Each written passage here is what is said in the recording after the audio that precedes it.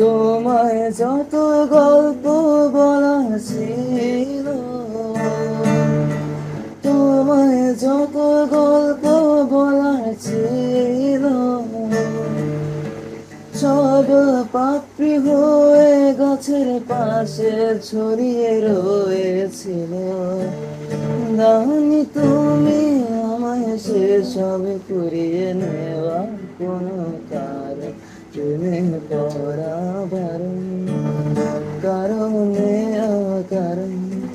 ওই মায়া চোখে চোখে রাখলে ফিরে তাকানো বারণ, প্রেমে পড়া বারণ, কারণে অকারণ।